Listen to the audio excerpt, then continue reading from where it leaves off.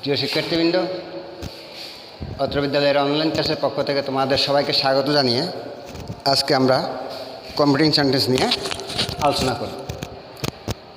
আমরা ইংলিশ গ্রামারের competing sentence নিয়ে আলোচনা করছি ক্লাস 9 এবং 10-এর জন্য। এই ক্লাসটি ক্লাস 9-10। তো আজকে আমরা কন্ডিশনাল সেন্টেন্স নিয়ে আলোচনা করব।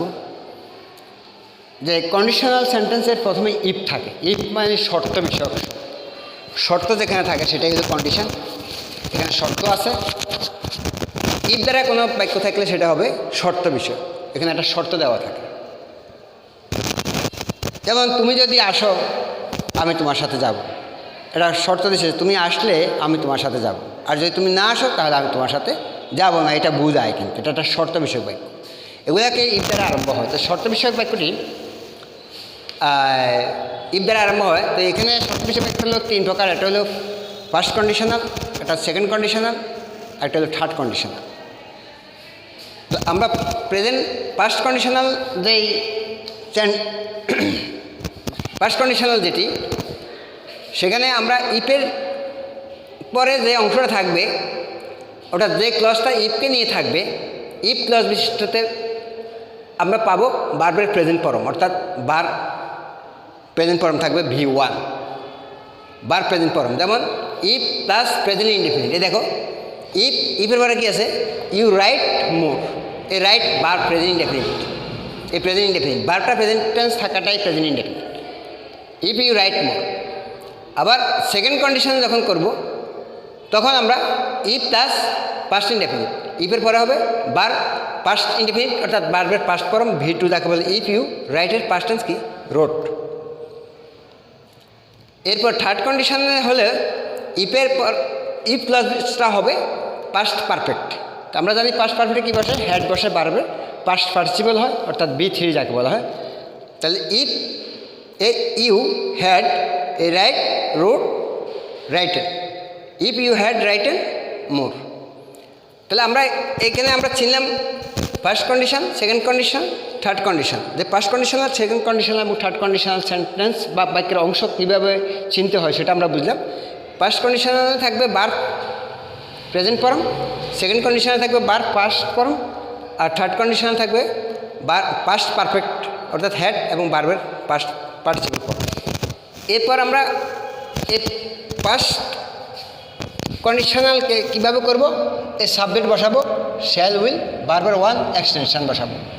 তাহলে ইফ ইউ রাইট মোর, যদি তুমি বেশি করে লিখো তাহলে আমরা লিখব ইউ, এই সাবজেক্ট আসছে you will get, you will get good marks,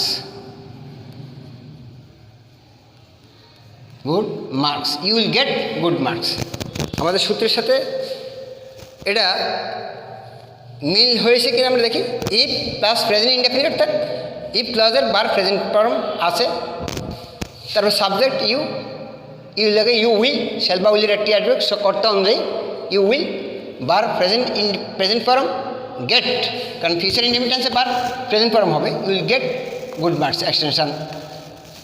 আর সেকেন্ডটা হলো ইফ ইউ রোট মোর। তাহলে আমরা এই if you wrote more first indefinite, এই ফার্স্ট ইনডেফিনিট রোট মোর, আমরা এটা করব ইউ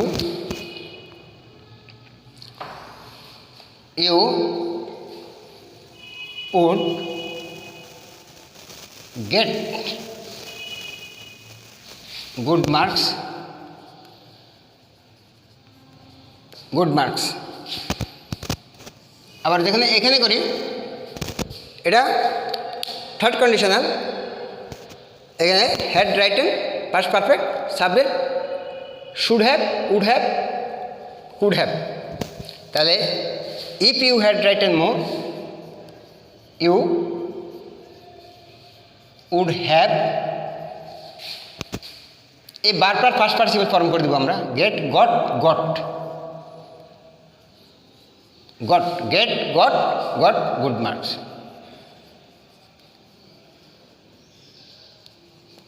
এগুলা এই নিয়মেই যাবে সবগুলা। যদি আমরা আরও দুই একটা করি তাহলে আমরা এগুলা ভালোভাবে বুঝতে পারবো। তোমরা লক্ষ্য করবে, চর্চা করবে, দেখবে।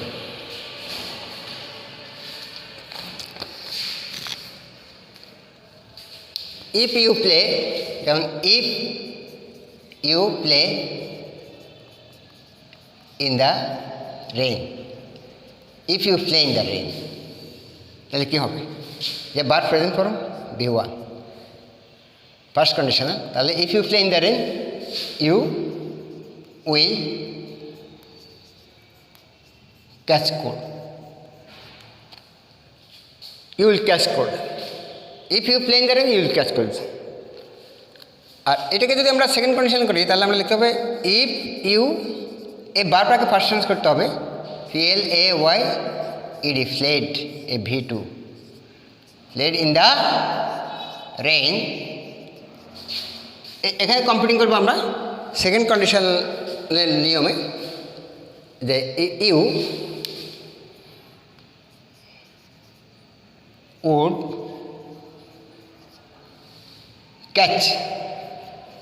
Catch cold. আবার যদি আমরা এটাকে থার্ড কন্ডিশনাল করি তাহলে হবে if you had played, PLAYED, played, played, BPP, এটা এখানে হেড আছে, এখানে এটা B3, হেড আছে যেহেতু এটা B3। In the rain,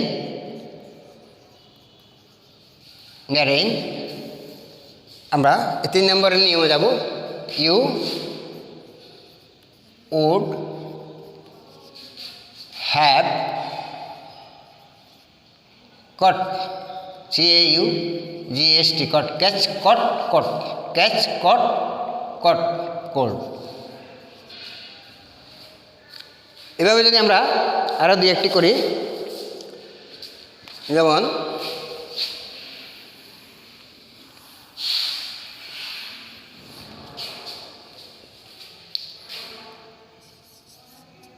if you call me,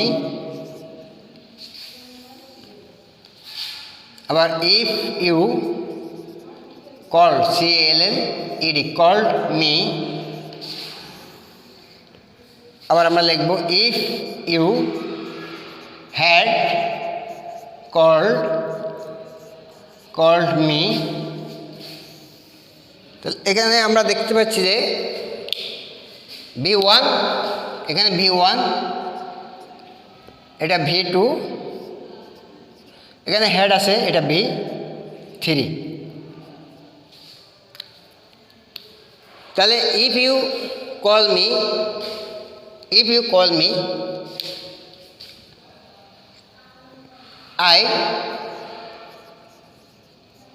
I shall receive, RECEIV, receive the call।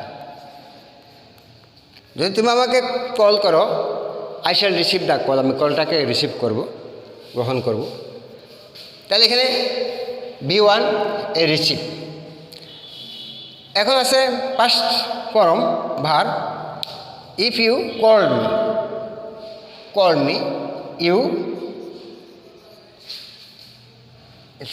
If you call me, যদি তোমাকে ফোন করো, I should,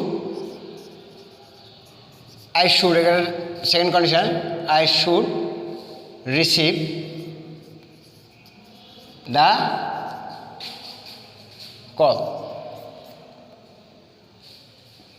আবার if you had called me, I should have received the call, এই যে এখানে বার past participle হয়েছে, past participle form হয়েছে, এই BPP বার পাস্ট পার্টিসিপল ফর্ম। এভাবে যদি আমরা এই বুঝি, সূত্রের সাথে মিলিয়ে করি, তাহলে আমরা অনেকগুলোই করতে পারি। যেমন আর দুই একটা উদাহরণ দিই আমরা।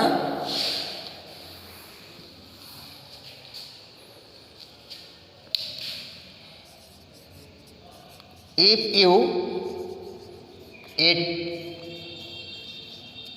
ফ্রুটস, যদি তুমি ফল পাকড়া খাও তাহলে কি হবে, you will get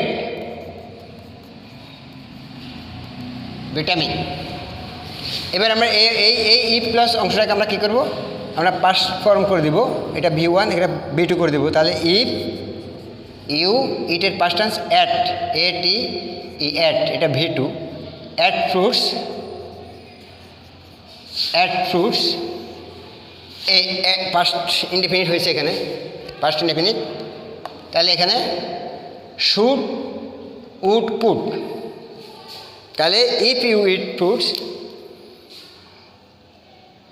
you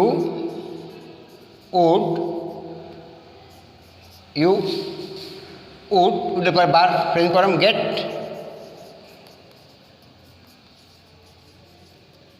vitamin. আবার এখানে যদি আমরা থার্ড কন্ডিশনাল করি তাহলে আমরা এখানে পাস্ট পারফেক্ট আনতে হবে, পাস্ট পারফেক্টে হ্যাড যোগ বিভিপি হবে। তাহলে if you had eaten fruits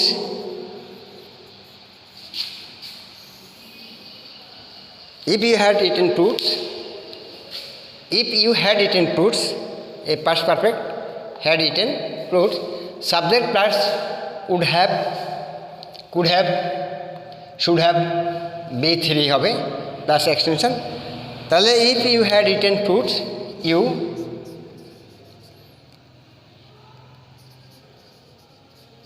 would have,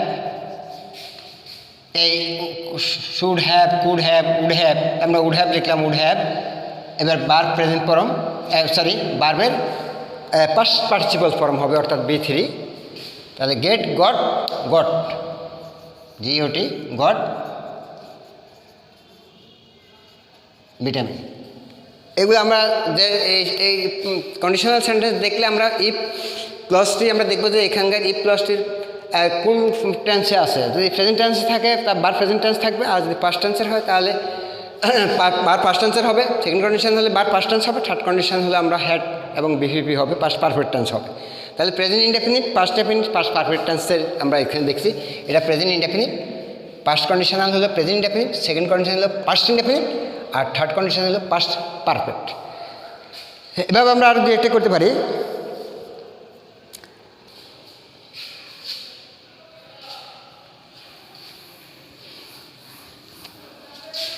আমরা প্রথমেই করেছি if you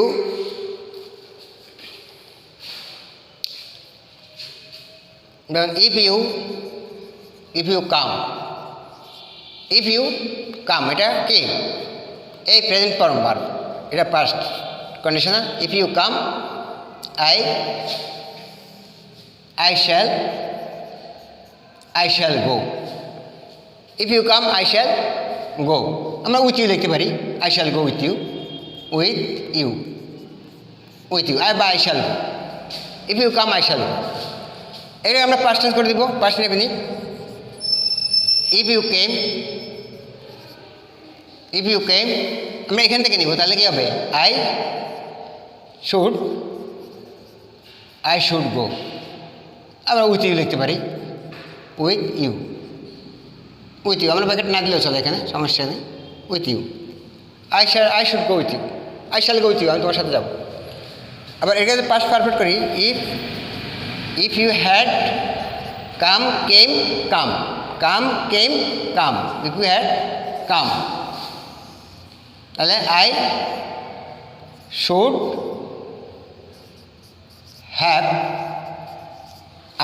have go and gone with you. I should have gone with you. এখানে আমাদের বোঝার ব্যাপার হলো ইফ ক্লজ যেখানে থাকবে, ইফ ক্লজটাকে আমরা দেখতে হবে, ইফ ক্লজটার ভার প্রেজেন্ট ফর্ম হলে এই সূত্রে বসবে। ইফ ক্লজের ভার পাস্ট ফর্ম হলে আমরা সেকেন্ড কন্ডিশনের নিয়মে যাব, আর থার্ড কন্ডিশন হলে সেখানে হ্যাড যোগ বিভিপি হবে, এরপর আমরা এই should have, could have, would have এগুলা কর্তা অনুযায়ী ব্যবহার করে এগুলো এইভাবে বারবার পাস্ট পার্টিসিপল করে এগুলো কাজ করব।